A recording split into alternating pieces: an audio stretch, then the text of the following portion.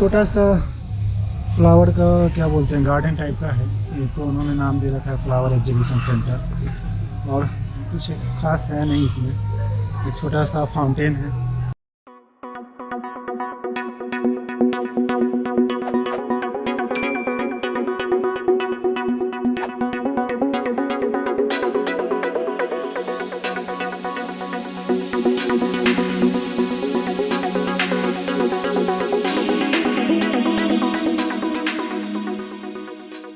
सो मेरा प्लान अब बदल चुका है।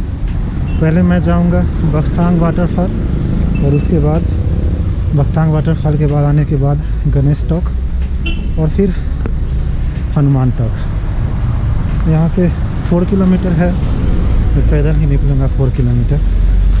पता नहीं भी मैं जिस जगह पे हूँ उस जगह का नाम क्या है। वैसे रिज रोड के थ्रू मैं अभी आया था, रिज प्राइज पता नहीं। और इतने सारे रास्ता है, भूल भुलैया है, भूल भुलैया नहीं है। इतने एक रास्ता से 2 रास्ता 3 रास्ता इतने अलग होते हैं कि समझ में नहीं आता कौन सा रास्ता जाए और कौन सा रास्ता नहीं जाए। खैर गूगल बाबा है तो आशा है। गूगल बाबा कभी कभी धोखा दे देते हैं ना, तो फिर दिक्कत हो जाती है। मुझे यही इसी रास्ता को पकड़े हुए चलना है और लगभग 4 किलोमीटर चलने के बाद मैं बख्तांग वाटरफॉल तक पहुंच जाऊंगा। और फिर मैं 4 किलोमीटर वापस रिटर्न आऊँगा, उसके बाद फिर जाऊँगा गणेश तक और फिर टाइम बचा तो फिर चला जाऊँगा हनुमान तक। तो मैंने अपना मास्क नीचे कर लिया है। वैसे अभी सिटी में नहीं हूँ क्योंकि पुलिस जहाँ पे रहती है तो फिर वहाँ पे वो आपको बताएंगे कि आप मास्क ऊपर करो, नहीं तो फाइन लग जाएगी। तो अभी मैं जहाँ पे हूँ उसके जस्ट नीचे भी एक रोड है, वो भी शायद बख्तांग वाटरफॉल ही जाएगा। तो एक चीज़ मैंने नोटिस किया यहाँ पे, लोगों से अगर पूछो कहीं जाना है तो 2 किलोमीटर भी हो या 3 किलोमीटर भी हो या 1.5 किलोमीटर भी हो तो बोलेंगे अब बहुत दूर है, टैक्सी पकड़ लो, टैक्सी रिजर्व कर लो। यार 1-2 किलोमीटर है, पैदल नहीं चल सकते? हाँ लोग को इसलिए बोलते होंगे ना क्योंकि थोड़ा सा ऊंचाई है, चढ़ाई है, इस वजह से शायद बोलते होंगे कि आपको टैक्सी पकड़ लो ठीक रहेगा। अभी मैंने बख्तांग के लिए देखा था तो ये 3.1 किलोमीटर दिखा रहा था। मैं सोचा पैदल निकल जाऊँगा, तो भाई साहब बोले भाई शाम हो जाएगा, आप पैदल मत जाओ, गाड़ी पकड़ लो। मैंने बोला शाम हो जाएगा, 3 किलोमीटर जाने में शाम हो जाएगी? खैर ये एक रास्ता है बगल में, तो इसके नीचे भी एक रास्ता है, फिर इसके ऊपर एक रास्ता है। भाई ये तो सड़क का टेरेस फार्मिंग हो गई है ना। टेरेस फार्मिंग होता है ना, एक के नीचे एक के ऊपर एक सीढ़ी जैसा, वैसा ही भी रोड भी है टेरेस फार्मिंग के जैसा। ये दोनों मिल गए हैं एक ही में। मैं फुटपाथ पकड़ लेता हूँ, पता नहीं चलता है कौन सा हाईवे है कौन सा यहाँ बना हुआ है पैदल चलने के लिए, तो उसी में जाए। अगली बार जब मैं आऊँगा सिर्फ घूमने के पर्पज़ से जब आऊँगा, वैसे भी अभी मैं घूम ही रहा हूँ, लेकिन जब अगली बार मैं आऊँगा तो फुल फ्लेज प्लान के साथ आऊँगा कि कहाँ कैसे कर घूमना है। वही मेरा प्री प्लान नहीं था कि यहाँ पे आना है, ऐसे घूमना है इस जगह पे। एग्जामिनेशन था, चला आया 7 दिन पहले, सोचा कि थोड़ा बहुत इधर उधर घूम लूँगा। पहले से मैंने प्रिपरेशन नहीं कर रखी थी, यहाँ जाना है वहाँ जाना है ऐसे जाना है। थोड़ा बहुत अगर प्लान कर लिया होता तो इतना दिक्कत नहीं होती। वैसे इतना छोटा मोटा दिक्कत तो होती रहती है प्लान करने के बावजूद भी, लेकिन आप पहले से माइंड सेट कर लेते हो ना, तो उसके बाद फिर आते हो तो ज़्यादा दिक्कत नहीं होता है। और सबसे बड़ी दिक्कत की बात मेरे लिए ये है कि मेरा बजट बहुत कम है। अभी 4-5 दिन हो गए हैं मुझे, और मेरा खर्च जब मैं बताऊँगा तो आपको बहुत हंसी आएगी। मुश्किल से 2,500-3 हज़ार तक खर्च किया हूँ मैंने इन 5 दिनों में, मतलब इंक्लूडिंग खाना के साथ मैं बता रहा हूँ, खाना लॉजिंग, फूड और लॉजिंग दोनों के साथ मिला करके। और इसी में शायद घूमा भी उतना ही, थोड़ा बहुत ऊपर नीचे हो सकता है। तो मेरा अनुमान है कि अभी तक मेरा सिर्फ 2,500 से 3 हज़ार रुपया खर्च हुआ है। लेकिन भाई आप जान लो कि अगर आप सिक्किम से नाथुला के लिए रिजर्व करते हो तो वहीं का 4000 रुपया है और मेरे पास सिर्फ 5000 रुपया था तो 4000 रुपये में रिजर्व करके नाथुला जाता तो सिर्फ बचता 1000 रुपये। मैं घर से यहाँ तक पहुँच भी नहीं पाता 1000 रुपये में। पहुँच तो जाता पर रह नहीं पाता। कहाँ रहता फुटपाथ पे। यहाँ पे टेंट लगाना भी शायद अलाउ नहीं है। कहीं कहीं पे लिखा हुआ है नो कैंपिंग। बहुत जगह मैंने देखा है नो कैंपिंग लिखा हुआ, बहुत साइन लगा हुआ है। तो कहीं कहीं पे होगा कैंपिंग करने का। जैसे दार्जिलिंग, जब मैं दार्जिलिंग से मैं आ रहा था सिक्किम, तो बीच में तीस्ता रिवर में बहुत 2-3 जगह पे मैंने देखा कि रिवर के अंदर ही सब कैंप लगाए हुए थे। तो उन सब जगह पे कैंपिंग लगाना अलाउ होगा। तो जैसे सिटी में आप कहीं कैंपिंग नहीं लगा सकते। बहुत सारे ऐसे कंट्री है जहाँ पे कैंपिंग नहीं करने देते हैं। अब जैसे म्यांमार में मैंने देखा है, मैं तो गया नहीं हूँ लेकिन बहुत सारे वीडियोस देखे हैं यूट्यूब पे, तो वहाँ पे अलाउ नहीं है कैंपिंग करना, लेकिन लोग ज़बरदस्ती करते हैं। यहाँ भी आप जब चाहो तो ज़बरदस्ती कर सकते हो। शायद पकड़े जाओगे तो फाइन भरना वो अलग बात है। हालांकि कोरोना टाइम में उन्होंने खोल तो दिया है टूरिस्ट के लिए, लेकिन बहुत सारे टूरिस्ट प्लेस अभी भी बंद कर रखे हैं। जब टूरिस्ट के लिए खोल दिए हैं जगह, तब उनको टूरिस्ट प्लेसेस को खोल देना चाहिए था मेरे हिसाब से। सिक्किम हो या दार्जिलिंग हो, इंडिया में नॉर्थ ईस्ट स्टेट में यही वो 2 स्टेट है जहाँ पर टूरिस्ट सब बहुत ज़्यादा आते हैं। इसके अलावा अरुणाचल भी बहुत अच्छा हो सकता है टूरिस्ट प्लेस, लेकिन वहाँ इतना फेमस नहीं हुआ अरुणाचल प्रदेश जितना कि सिक्किम और दार्जिलिंग फेमस है। दार्जिलिंग तो भाई नॉर्थ इंडिया वालों के लिए क्या है, हनीमून डेस्टिनेशन। टूरिस्ट डेस्टिनेशन के साथ साथ हनीमून डेस्टिनेशन।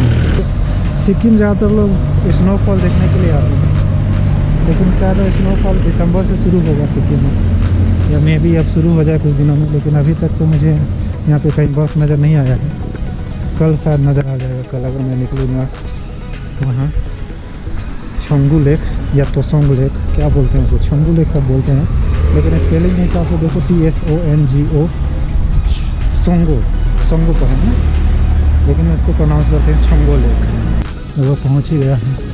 सामने का नज़ारा बहुत ज़बरदस्त है। इतना ऊंचा पहाड़ और पहाड़ों पे एकदम अपने आंखों से आप देख सकते हैं कि बादल जैसे टकरा रहे हैं। अगर दिखे तो सामने देख सकते हो आप, क्या खूबसूरत नज़ारा है, क्या खूबसूरत दृश्य नज़ारा है। दोनों एक ही चीज़ ना। वहाँ पे कोई मोनेस्ट्री लग रहा है। तो फाइनली 4 किलोमीटर यानी कि MG मार्ग से मैंने पैदल चलना शुरू किया था, और फाइनली मुझे लगभग लग गए हैं 1 घंटा के आसपास लग गया मुझे यहाँ तक पहुँचने में। वही मैं अगर टैक्सी करता तो मुझे लगभग 200-300 से तो ऊपर का झटका तो लगता है। खैर टैक्सी नहीं किया, अच्छा किया। पैदल घूमने में भी अपना मज़ा है। वैसे टाइम का अगर कोई बाउंडेशन ना हो तो आप पैदल घूम सकते हो। वैसे था कि मुझे आज दिन किसी तरह से टहल के ही बिताना है, ज़्यादा दूर तो ट्रैवल कर नहीं सकता। हाँ, क्योंकि अब जहाँ जाओ वहाँ तो रिज़र्व करना है, तो रिज़र्व करने के लिए मेरे पास तो बजट है नहीं। तो सबसे बेस्ट तरीका है कि आप पैदल ही ट्रैवल करो अपने आसपास में 4-5 किलोमीटर के अंदर में। अगर कोई प्लेस ऐसा है ट्रैवल करने लायक तो अब सीधे अब सामने लग रहा है कि अब डायरेक्ट चढ़ाई है ऊपर की तरफ, लेकिन यहाँ पर बहुत सारा टैक्सी वगैरह सब लगा हुआ है। तो ये टैक्सी मुझे लगता है कि रिजर्व करके आए होंगे लोगों का। वो लोग अपना घूमेंगे फिरेंगे, नहाएंगे। नहाना तो अभी पॉसिबल नहीं है क्योंकि बहुत ठंड लग रही है, लेकिन क्या व्यूज़ है। ये एक टॉप, ये दूसरा, तीसरा, चौथा रेंज है हिमालय का। बस्ती बसा है। तो अब सिक्किम को जब पार्ट बनाया गया था इंडिया का, तो कुछ कंडीशन के हिसाब से पार्ट बनाया गया था, ये तो मुझे पता है। अब उस कंडीशन में ये ILP ये स्पेशल स्टेटस देना तो सही बात है, लेकिन मुझे खासकर पर्सनली मुझे लगता है कि एग्जाम्पल होना चाहिए था इंडियन सिटीजन्स के लिए कि आप बिना परमिट के ट्रैवल कर सकें। आपको क्या लगता है बताना कमेंट करके। फाइनली पहुंच गया हूँ बक्सांग वाटरफॉल, पीछे दिख रहा होगा। वैसे शायद मानसून में कुछ ज़्यादा यहाँ ट्रैफिक हो।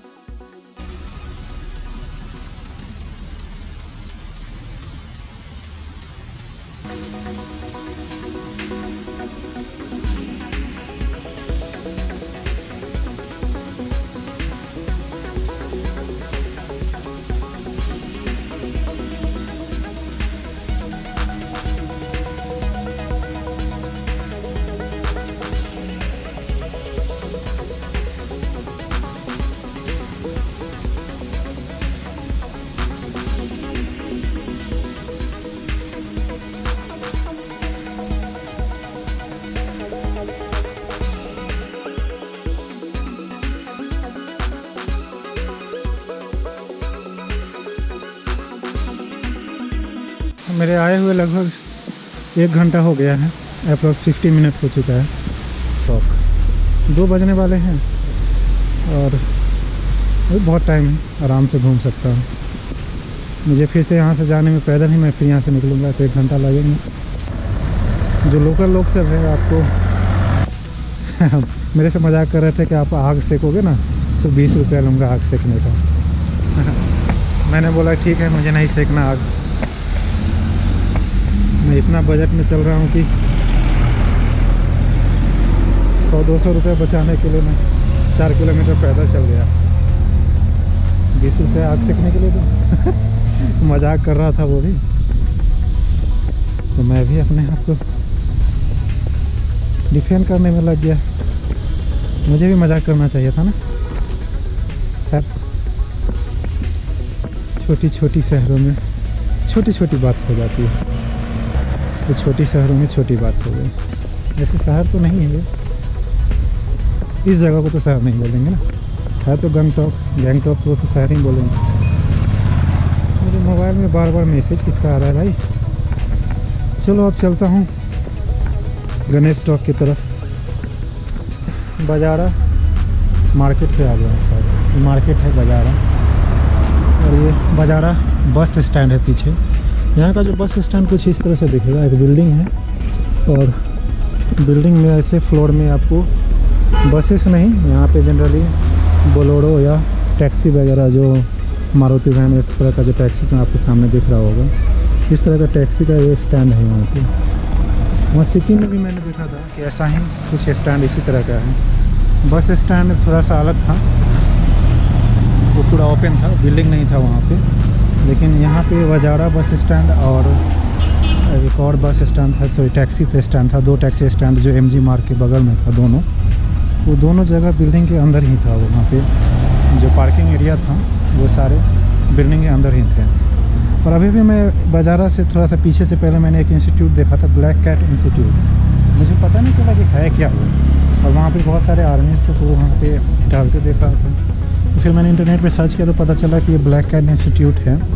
वो जनरली गेस्ट हाउस है आर्मी ऑफिसर्स सब के लिए।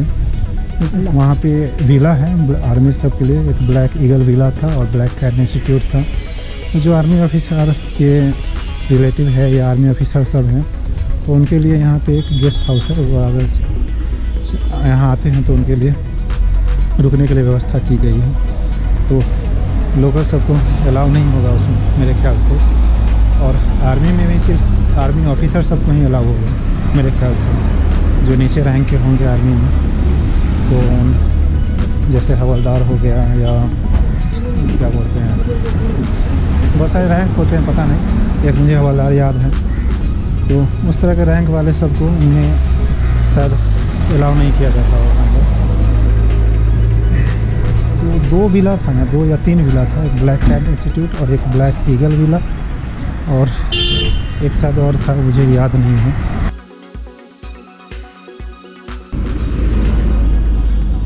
कुछ दूर और, लगभग 10 मिनट और चलने के बाद मैं पहुंच जाऊंगा वहाँ पे।